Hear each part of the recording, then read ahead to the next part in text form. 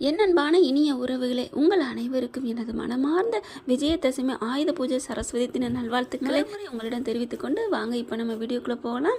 இப்போ காவேரி குளிக்க போகிறாங்க. விஜய் என்ன பண்ணுறாங்க, நானும் குளிப்பேன் அப்படின்னு சொல்லிட்டு உள்ளுக்க போய் கலாட்டா பண்ணிக்கிட்டு இருக்காங்க. ஆனால் இங்கே காவேரி என்ன பண்ணுறாங்க, விஜயோட ஆசையை புரிஞ்சுக்கிட்டு கொஞ்சம் கலாட்டா பண்ணாலும் சரின்னு சொல்லிட்டு ஒத்துழைச்சிடுறாங்க. அப்புறம் பார்த்தீங்கன்னா வேற என்ன, சூப்பராக அழகாக குளிச்சு விட்டுறாங்க. குளிச்சுட்டு இருக்கல இங்கே சாரதா என்ன பண்ணுறாங்க, ஏய் சாப்பிட வாங்க, இவ்வளோ நேரம் ஆகுது, இவ்வளோ நேரம் என்னதான் பண்ணுவீங்க அப்படின்னு சொல்லிட்டு கதவை தட்டிக்கிட்டே இருக்காங்க. பார்த்தா கதவு திறக்கவே இல்லை. கதவு திறந்து உள்ளுக்கு வர்றாங்க. எங்க காவேரி, மாப்பிள்ள, தம்பி அப்படின்னு சொல்லிட்டு கூப்பிடுறாங்க. யாரையும் காணோம். அப்புறம் பார்த்தா உள்ளுக்குள்ள இங்கே பாருங்க, கண் எரியுது, நீங்கள் தண்ணியை ஊற்றுங்க இவன்னு சொல்லிட்டு ஒரே சவுண்டாக கேட்குதா. என்ன இது, குளிக்கிறாளா, அச்சிச்சோ அப்படின்னு வெக்கப்படுறாங்க. 2 பேர் சவுண்டு உள்ளே இருந்து வருது. ஏய் காவேரி இருடி இரு, நான் மாமா சூப்பராக சோப்பு போடுவேன் தெரியுமா அப்படி இப்படின்னு ஒரு அழகாக தன்னோட ரொமான்டிக் பேச்சை பேசுகிறாங்களா. இது எல்லாம் அப்படியே கேட்டுட்டு வெக்கமாக வருது சாரதாவுக்கு. அதுக்கப்புறம் காவேரி என்ன பண்ணுறாங்க, இங்கே பாருங்கள், இப்போ ஒரு கம்பெனி ஏதாவது ஒன்று எடுக்கணுமே, சாலை எடுக்கிறாங்க. சாலை எடுத்து இறுக்கி கண்ணை கட்டி விட்டுறாரு. கண்ணை கட்டி விட்டுட்டு இங்கே பாருங்கள், நீங்கள் இப்போ அந்த கண்ணை கட்ட அவுத்திங்க. ஏய் அதெல்லாம் நான் அவுக்க மாட்டேன், நான் சொன்ன மாதிரி தான். நான் அந்த பக்கத்து திரும்பினேன்னா நான் இந்த பக்கத்து தானே, அதில் கூட நான் உண்மையை ஒத்துக்கிட்டேன்ல. பார்த்தோன்னே நான் ஒன்று திருட்டுத்தனமாக ரசித்தேன், ஏன் பொண்டாட்டிடி அப்படின்னு படக்குன்னு திரும்பி அப்படியே கட்டி அணைச்சிக்கிறாங்க. என் பொண்டாட்டி, நான் என்ன வேணாலும் பண்ணட்டுமா ஐயோ மாமா வெளியில் போகணும் இப்போ வேணாம் அப்படின்னு சொல்கிறாங்க. அதெல்லாம் முடியாதுடி அப்படின்னு சொல்லிட்டு என்ன வேணாம் அப்படிங்களா. இப்போ நான் உன்ட்டு என்ன கேட்டேன், நீ நினச்சி வேணாங்கிற, ஒரு முத்தம் கேட்டேன்டி. ஓ முத்தமா, ஆஹா வேணான்னு சொல்லிட்டு மொத்தத்தையும் எதிர்பார்த்துருப்ப போல இருக்கே.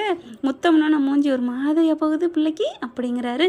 அதுக்கப்புறம் அங்கே விஜய் ரொம்ப பேசுவார்னு பச்சக்குன்னு காவேரி முத்தத்தை கொடுத்துட்றாங்க. அப்படித்தாங்க பச்சக்குன்னு விட்டுறாரு கையை. அதுக்கப்புறம் ட்ரெஸ் எல்லாம் மாற்றிடுறாங்க. ரொம்ப ரசனை உள்ள ஆலியா நீ அப்படிங்கிறாங்க.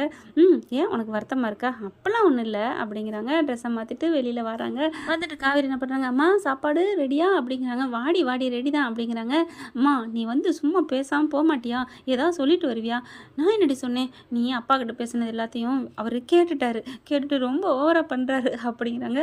சரி விட்டுட்டு இதெல்லாம் போய் வந்து பேசிக்கிட்டு மாப்பிள்ளை முன்னாடி போடி அப்படிங்கிறாங்க. அவர் தான் உன்னைய கேட்க சொன்னார். ஐயோ அப்படின்னு வெக்கப்படுறாங்க. அடுத்து சாப்பாடுலாம் எடுத்து வைக்கிறாங்க. பார்க்குறாங்களா, ஏய் வாவ் சூப்பர், இட்லி அவிச்சிருக்காங்க அம்மா, இட்லி ஏது அப்படிங்கிறாங்க. பக்கத்தில் மாவு கொடுக்குறாங்க, வாங்கிட்டு வந்து அவிச்சாங்க. அதானே பார்த்தேன், எப்படா மாவெல்லாம் ஊற போட்டு அரைச்சாங்களான்னு நினச்சேன் அப்படிங்கிறாங்க. சூப்பராக இருக்கே புதினா சட்னி அப்படின்னு சொல்லிட்டு 2 பேரும் ஆசையாக சாப்பிடல டக்குன்னு ஊட்டி விட்றாரு.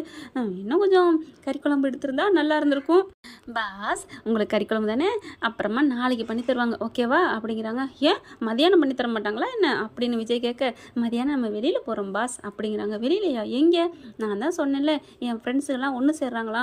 உன் ஃப்ரெண்ட்ஸுங்களா, என்ன 5வது படிச்சு அப்பாவா, நான் காலேஜ் படித்தேன்ல, அந்த ஃப்ரெண்ட்ஸுங்க எல்லாம் ஒன்று சேர்றாங்களாம். கரெக்டான நேரத்துக்கு தான் வந்திருக்கேன்னு இப்போ காலைல தான் சொன்னாலுங்க ஒரு இடம் அப்படின்னு சொல்லிட்டு ஒரு புதாக சொல்கிறாங்க. அந்த இடத்துல தான் நல்லா டின்னரு சாப்பாடு எல்லாமே அப்படிங்கிறாங்க.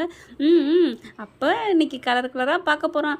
ஹலோ பாஸ் அடங்குங்க அப்படிங்கிறாங்க. என்னடி நான் உண்மையை சொன்னேன்டி, மனசுக்குள்ள வச்சுக்காம அப்படின்னு சொல்லிட்டு, அத்தை போயிட்டு வரோம், உங்கள் பொண்ணு தான் என்னை கூட்டிகிட்டு போகிறா, அப்புறம் வந்து ஏதாவது என்னை சொன்னால் நான் பொறுப்பு இல்லை, சங்கம் பொறுப்பாக இருக்காதுப்பா அப்படிங்கிறாங்க. சும்மா இருடி தம்பி நீங்கள் போங்க, அவள் இப்படி தான் ஏதாவது சொல்லுவா அப்படிங்கிறாங்க. அதுக்கப்புறம் 2 பேரும் கிளம்பி வெளியில் வராங்க. சரி இரு நான் பணம் எடுத்துகிட்டு வரேன் அப்படிங்கிறாரு. எதுக்கு மாமா, இது அவங்களோட ட்ரீட்டு. அவங்களோட ட்ரீட்டாக இருந்தாலும் நம்ம கொஞ்சம் காசு போடணும், அதெல்லாம் நீங்கள் போட தேவையில்லை. அப்புறம் என் செல்லத்துக்கு ஏதாவது வாங்கி கொடுக்கணும்னா அதெல்லாம் எல்லாம் அவளுக்கு வாங்கி தருவாளுங்க, அவளுக்கெல்லாம் ரொம்ப நல்லவளுக்கு தெரியுமா. ஓ அப்படியா, சரி அப்படின்னு சொல்லிட்டு எல்லாம் கிளம்புறாங்க. இங்கே பார்த்தீங்கன்னா அதான் அங்கே இருக்குது.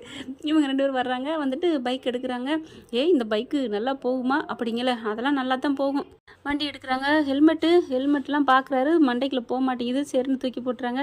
சரி வா இன்றைக்கி யார் வரப்போறா, அதெல்லாம் ஒன்று கடவுளை பார்த்த போட்டுருவோம் அப்படின்னு சொல்லிட்டு பைக்கில் ஏறி உட்காடுறாங்க. பின்னாடி காவேரி மேடை ஏறி உட்காந்துக்கிறாங்க. அம்மா போயிட்டு வரேன், பார்த்து பத்திரமாம்மா ஜாக்கிரதை, அதெல்லாம் பத்திரமா போயிட்டு வருவோம் அத்தை, கவலைப்படாதீங்க அப்படின்னு சொல்லிட்டு வண்டி எடுத்து போயிட்டுருக்காங்க. போகையில் பார்த்தீங்கன்னா நல்ல நெரிசல் இடத்துக்கு போயிட்டுருக்காங்க. இங்கே டிராஃபிக் கான்ஸ்டபிள் இருக்கிறாங்க. நிறுத்துன்னு ஒவ்வொருத்தவங்கள நிறுத்தி ஒன்றுன்னா செக் பண்ணி அனுப்பிட்டுருக்காங்க. என்ன காவேரி இங்கேயுமா ரூல்ஸை ஃபாலோ பண்ணணும், ஹலோ ரூல்ஸ்னால் எல்லா இடத்துலையும் ஒன்று தான் அப்படிங்கிறாங்க. காவேரி ஐயோ இப்போ நான் ஹெல்மெட்டு போடலையே அப்படிங்கிறாரு. இப்போ என்ன பண்ணுறது ஒன்றும் புரியலையே, ஐயோ என்கிட்ட லைசன்ஸு எதுவுமே இங்கே இல்லையே, வீட்டில் வச்சுட்டு வந்தேன், அப்பவும் சொன்னேன் எடுத்துகிட்டு வரேன்ட்டு, நீ தான் அப்படி இப்படின்னு கத்துறாரு. ஹலோ பாஸ் சும்மா இருங்க இருங்க நான் இருக்கேன்ல, நீ இருக்கேன்னா எல்லா இடத்துலையும் உன் வாய் ஜெயிக்காதுமா, நீ பேசாமல் இரு அப்படிங்கல ஒவ்வொருத்தவங்களா போயிட்டுருக்காங்க. அடுத்த வண்டிங்கள டக்குன்னு காவேரி என்ன பண்ணுறாங்க, இங்கிட்டு வாங்க அப்படின்னு விஜய் பின்னாடி வச்சுட்டு முன்னாடி வந்து நிற்கிறாங்க காவேரி. என்ன நீ வந்து நிற்கிற? ஆமாம். அட ஆமாங்க, என்னோடது லைசன்ஸ் இங்கே இருக்குல்ல இந்த வண்டிக்கு உள்ளது, அதனால் நான் வந்து முன்னாடி நிற்கிறேன் அப்படிங்கிறாங்க. காவேரி வேற லெவல் தான் அப்படிங்கிறாங்க. எடுங்க லைசன்ஸ் எடுங்க, ஹெல்மெட் போடலை ஃபைனை போடுங்க அப்படிங்கல காவேரி இருந்துட்டு, சார் நீங்கள் சாப்பிட்டீங்களா சார் அப்படிங்கிறாங்க.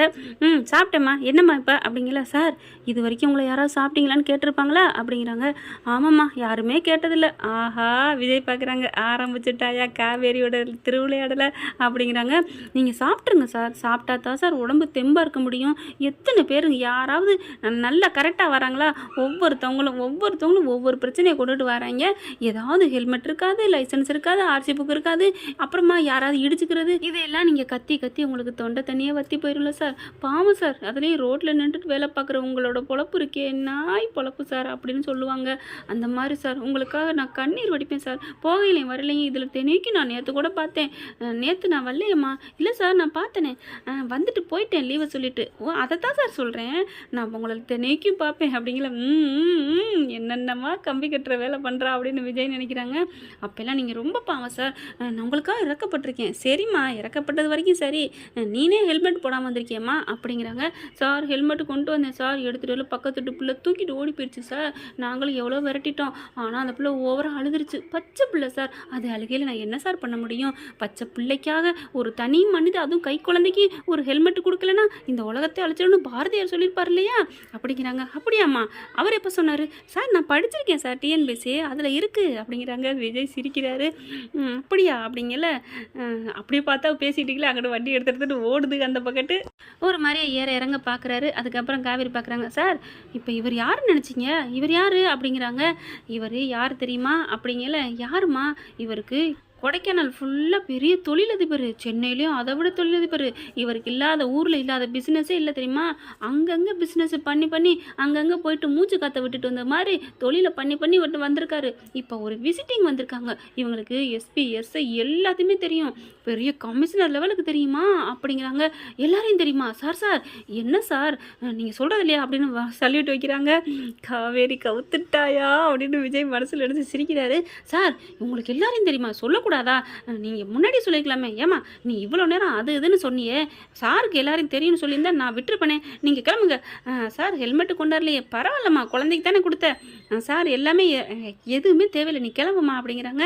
சரின்னு சொல்லிட்டு வண்டியை நவுத்துறாங்க. விஜய்கிட்ட வர இருந்தாலும் அந்த சார் வந்துட்டு, தம்பி இல்லை சார் குட் மார்னிங் அப்படின்னு வணக்கம் வச்சுட்டு, சரி போது விடுங்க சார் நாங்கள் கிளம்புறோம் அப்படின்னு விஜய்க்கு சிரிப்பு அடக்க முடியலை. அதுக்கப்புறம் சார் ஒன்று அப்படிங்கிறாங்க. என்ன சார்? இல்லை கமிஷனர் யார்ட்ட சொல்லுங்கள், ரொம்ப நாளாக அந்த ரோட்லேயே நிற்கிறேன் வெயிலே, எனக்கு கொஞ்சம் ப்ரொமோஷனுக்கு அப்படிங்கிறாங்க. உடனே காவேரி வராங்க. கண்டிப்பாக உங்களுக்கு ஏற்பாடு பண்ணிடுவோம் அப்படிங்கிறாங்களா. விஜய் பார்க்குறாங்க. அவங்கள ஏண்டி ஏமாத்துற, பாஸ் சும்மா வாங்க அப்படிங்கிறாங்க. இருங்க நான் உண்மையை சொல்லிட்டு வரேன் சார் அப்படிங்கிறாங்களே. என்ன தம்பி சொல்லிடுவீங்களா? உடனே காவேரி குறுக்க வந்து, சார் அவங்க சொல்ல முடியாது சார் அப்படிங்கிறாங்க. ஏம்மா இப்போ தானே சொன்னேன் சாருக்கு எல்லாரையும் தெரியும்னு அப்படிங்கல. வண்டியை ஸ்டார்ட் பண்ணுங்க மாமா அப்படிங்கிறாங்க. ஏன் ஸ்டார்ட் பண்ணுங்க அப்படிங்கிறாங்க. ஸ்டார்ட் பண்ணிவிட்டு, அது வேறு ஒன்றும் இல்லை சார், அந்த கமிஷனரு பெரிய பெரிய ஆளுங்க எல்லாரையும் இவருக்கு தெரியும், ஆனால் இவருக்கு அவங்களுக்கு தெரியாது அப்படின்னு சொல்லிட்டு வண்டி எடுங்க ஜூட் அப்படின்னு ஓடுதுங்க ரெண்டு. அடப்பாவீங்களா, ஏமாற்றி பிடிச்சிக்கலே அப்படின்னு நினைக்கிறாங்க. பின்னாடி அடுத்த வண்டிக்காரவங்க, இந்த மாதிரி ஏமாத்துறவங்களாம் விட்டுருங்க அப்படிங்கிறாங்க. ஏயா நீ வேற, ஐயோ ப்ரொமோஷன் வரும்னு நினச்சேனே அப்படிங்கிறாரு. ஆனால் அங்கிட்டு போனதுக்கப்புறம் காவேரி நிப்பாட்டிடுறாரு. வண்டியை கொண்டு ஒரு ஓரமாக நிப்பாட்டிட்டு, நில்லு அப்படின்னு சொன்னோன்னே நிப்பாட்டிடுறாங்க. என்ன பாஸ் ஏன் நிப்பாட்ட சொன்னீங்க? இறங்கு அப்படிங்கிறாங்க. ஏன் பாஸ் இறங்கு? எப்பா எப்படிம்மா இதெல்லாம் பண்ணுற? அவர்கிட்ட போயிட்டு எனக்கு அவங்கள தெரியும் இவங்கள தெரியும். பாஸ் நான் என்ன பொய்யா சொன்னேன், உங்களுக்கு தான் எல்லாரையும் தெரியுமே அப்படிங்கிறாங்க. ஆமாம்மா அது என்னமோ தெரியும் தான் அப்படிங்கிறாங்க. எம்மாடியோ உங்ககிட்ட பொழப்பும் பார்த்து நடத்தணும் போல இருக்கே, எப்பா என்ன வண்டியாக புழுவுற, அந்த ஆளை போயிட்டு அப்படி பண்ணு இப்படி பண்ணுன்னு சொல்கிற. பயங்கரமாக ஐஸ் வச்சுன்னு அவர் உருகிட்டார் தெரியுமா? அதெல்லாம் சும்மா வியாபார யுக்தி பாஸே அப்படிங்கிறாங்க. இப்போ நம்ம அங்கே போகிறோம், அங்கே உன் ஃப்ரெண்ட்ஸுலாம் எப்படி ஒன்றை மாதிரியா? என்னை விட வாங்க வரத்தானே போகிறீங்க அப்படின்னு கிளம்புறாங்க. ஓகே ஃப்ரெண்ட்ஸ், பார்க்கலாம் என்ன நடக்க போகுதுன்னு. இந்த பற்றி உங்களுக்கு பிடிச்சிருந்துச்சுன்னா உங்கள் பொண்ணை எனக்கு கையில் ஒரு லைக்கை போட்டு சப்ஸ்கிரைப் பண்ணிடுங்க. Thank you friends.